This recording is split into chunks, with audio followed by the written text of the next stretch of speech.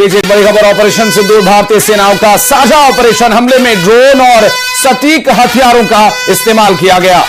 वायुसेना ने stand of हथियारों का इस्तेमाल किया। इसमें भारतीय वायुसेना ने 30% टारगेट तबाह किए हैं। आपको बता दें, भारतीय आर्मी ने 70% टारगेट तबाह किए हैं। ऑपरेशन सिंदूर भारतीय सेनाओं का यह साझा ऑपरेशन रहा है।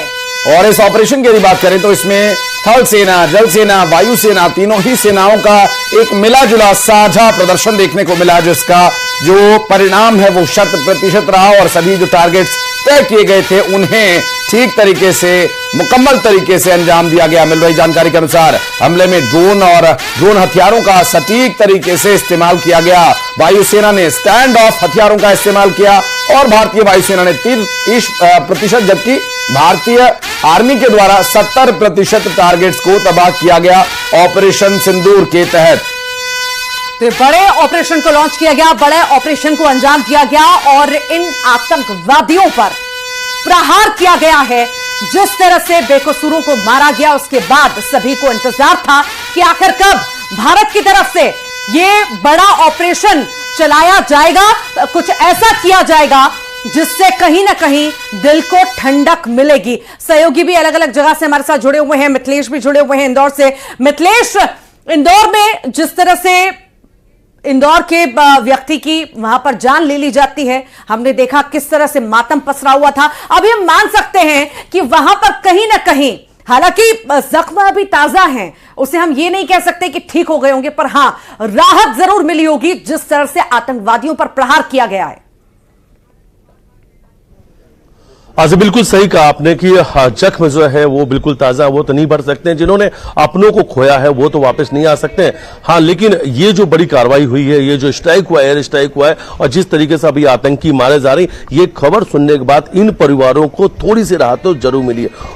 और जो जेनिफर है उनसे हमने बातचीत की, उन्होंने कहा कि इन आतंकियों को इसी तरीके से सबक सिखाना चाहिए था। लेकिन उस बातचीत में, न्यूज 18 के साथ बातचीत में उन्होंने कहा कि सबसे बड़ी बात है कि जो 25 साल के लड़के आए थे, 20, 25, 30 साल, यही उनकी उम्र थी, जिस तरीके से वो बेखौफ होकर गोली चला रहे थे, आखिर इनके सिखाने वाले लोग कौन है, इन्हें कौन ये आतंक का पाठ सिखा रहा है, उन पर भी कार्रवाई होनी चाहिए और ऐसे ही लोगों को सबक सिखाने की जरूरत है। और हालांकि उन्होंने बोला कि आज जिस तरीके से भारत ने पाकिस्तान के आतंकी ठिकानों पर हमला किया, उससे कहीं ना कहीं अब इनको थोड़ी सी सबक तो जरूर मिलेगी, परिवार थोड़ी सी राहत जरूर उन्होंने महसूस किया। उन्होंने कहा कि आज कहीं ना कहीं उनके पति को श्रद्धांजलि भी मिली है। और ये पहलगाम में जो लोग मारे गए थे, जिनकी दुखद निधन हुआ, तो उनके परिवार के लोगों का भी ये कहना है कि आज कहीं ना कहीं उनके परिवार में, जिन्होंने अपनी जान गंवाई पहलगाम आतंकी हमले में, उनके परिवार को आज श्रद्धांजलि मिली। सच्ची श्रद्धांजलि आज यही थी, क्योंकि अब ये आतंकी मारे जा रहे हैं और इन आतंकियों को चुन चुन के मारा जा रहा है, उनके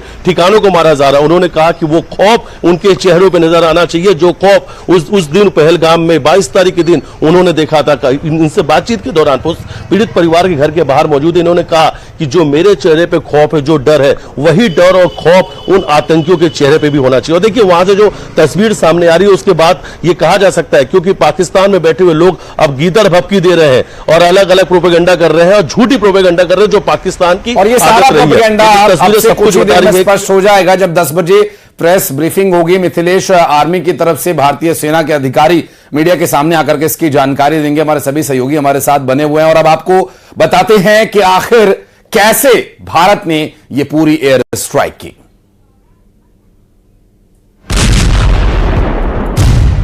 आतंक के खिलाफ सबसे बड़ी स्ट्राइक, पहलगाम नरसंहार का खौफनाक बदला, भारतीय सेना का ऑपरेशन सिंदूर। जब देश नींद में था तो पाकिस्तान की नींद उड़ाने वाली उस स्ट्राइक को अंजाम दिया गया, जिसकी दहशत पाकिस्तान को रह रहे कर सता रही थी। एक के बाद एक 9 ठिकानों पर हमला किया गया। इन हमलों के दौरान पीओके में 5 और पाकिस्तान के पंजाब प्रांत में 4 जगहों पर स्ट्राइक की गई। इन सभी हमलों में आतंकी ठिकानों को टारगेट किया गया। खबर है कि बहावलपुर में जैश के मुख्यालय को निशाना बनाया गया, जबकि मुरीदके में लश्कर-ए-तैयबा के हेडक्वार्टर। इस हमले को बहुत बड़ी प्लानिंग के तहत अंजाम दिया गया। जानकारी के मुताबिक आतंक